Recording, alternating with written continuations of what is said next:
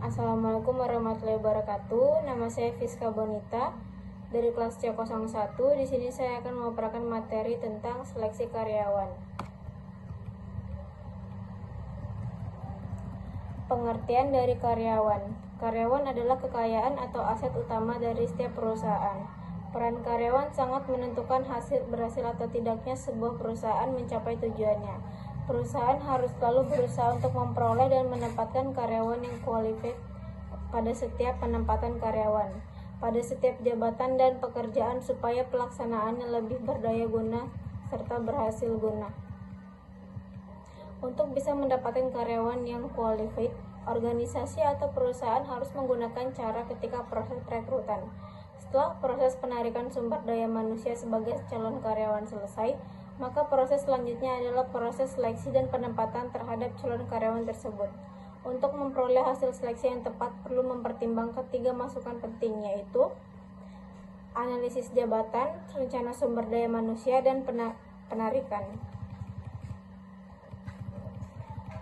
Selanjutnya, kebijaksanaan perburuan pemerintah di sini seleksi usia, melarang adanya diskriminasi kulit, agama, dan suku bangsa. Etika sosial memperhatikan norma-norma hukum, agama, kebudayaan, dan adat istiadat masyarakat serta hukum yang berlaku di negara bersangkutan. Tujuan seleksi ini yaitu mendapatkan karyawan yang qualified dan potensial, mendapatkan karyawan yang jujur dan disiplin, karyawan yang cakap dan menempatkan yang tepat, karyawan yang terampil dan bersemangat dalam bekerja, karyawan yang memenuhi syarat undang-undang perburuan, karyawan yang dapat bekerja sama, karyawan yang dinamis dan kreatif, karyawan yang inovatif dan bertanggung jawab, karyawan yang loyal dan berdedikasi tinggi, serta karyawan yang bekerja secara mandiri. Di sini ada metode penetapan jumlah karyawan, yaitu metode non-ilmiah dan metode ilmiah. Untuk metode non-ilmiah, yaitu dalam metode ini jumlah karyawan yang dibutuhkan hanya didasarkan atas perkiraan saja. Metode ini akan mengakibatkan jumlah karyawan yang diterima tidak sesuai dengan kebutuhan volume kerjaan, sehingga menimbulkan kerugian. Untuk metode ilmiah, dalam metode ini jumlah karyawan yang akan diterima betul-betul atas perhitungan dan analisis beban kerja.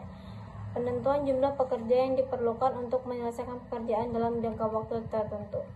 Cara seleksi di sini ada cara non-ilmiah, yaitu seleksi yang dilaksanakan tidak berdasarkan kepada kriteria, standar, atau spesifikasi kebutuhan. Contohnya, unsur-unsur yang diseleksi meliputi: yang pertama, surat lamaran bermaterai atau tidak; yang kedua, ijazah sekolah dan daftar nilai; ketiga, surat keterangan pekerjaan dan pengalaman; keempat, referensi dari pihak yang dapat dipercaya; yang kelima, wawancara langsung; dan yang terakhir, tulisan pelamar. Cara seleksi ilmiah, seleksi ini didasarkan kepada job specification dan kebutuhan nyata jabatan yang ada di serta pedoman kepada kriteria dan standar-standar tertentu, antara lain metode kerja yang jelas dan sistematis, berorientasi kepada prestasi kerja, berorientasi kepada kebutuhan real karyawan, berpedoman kepada undang-undang perburuan. Untuk kualifikasi seleksi yaitu ada umur, keahlian, kesehatan fisik, pendidikan, jenis kelamin, tampang, bakat, temperamen, karakter, pengalaman kerja, kerjasama, dan inisiatif dan kreatif.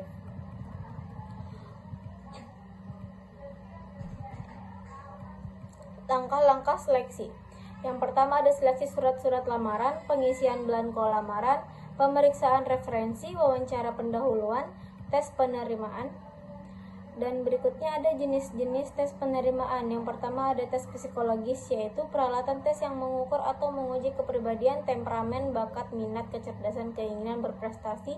Terdiri dari: yang pertama ada tes kecerdasan, kedua ada tes kepribadian, yang ketiga ada tes bakat, empat ada tes minat, yang kelima tes prestasi. Jenis-jenis penerima. Yang pertama ada tes pengetahuan, knowledge test, yaitu bentuk tes yang menguji informasi atau pengetahuan dimiliki para pelamar sebelum sesuai dengan kebutuhan dalam tempat kerja. Yang kedua ada performa test, yaitu mengukur kemampuan pelamar untuk melaksanakan pekerjaan yang dianggap atau dia pegang, misalnya tes mengetik bagi calon pengetik. Tingkat-tingkat seleksi di sini ada tingkat pertama dan tingkat kedua. Yang pertama itu adalah meliputi sesama prosedur seleksi sejak dari surat lamaran sampai dengan pelamar dinyatakan diterima. Untuk seleksi yang kedua dilakukan pada calon karyawan yang status masa percobaan. Seleksi tingkat keduanya lamanya ada 3-6 bulan. Kendala-kendala dalam seleksi yaitu yang pertama, tolak ukur. Kendalanya adalah kesulitan untuk menentukan standar tolak ukur akan digunakan mengukur kualifikasi selektif secara objektif. Yang kedua, penyeleksi. Kendala adalah kesulitan mendapatkan penyeleksi yang benar-benar qualified, jujur, dan objektif penilaiannya. Yang ketiga, pelamar. Kendalanya adalah kesulitan untuk mendapatkan jawaban yang jujur dari pelamar. Langkah-langkah dalam proses seleksi yaitu yang pertama, penerima pendahuluan pelamar, yang kedua, tes-tes penerimaan, ketiga, wawancara seleksi, yang keempat, pemeriksaan referensi, yang kelima, evaluasi, 6, wawancara, dan yang terakhir, keputusan penerimaan. Baiklah, sekian saja materi yang dapat saya sampaikan. Apabila ada kurangnya saya mohon maaf. Saya tutup dengan wassalamualaikum warahmatullahi wabarakatuh. Terima kasih.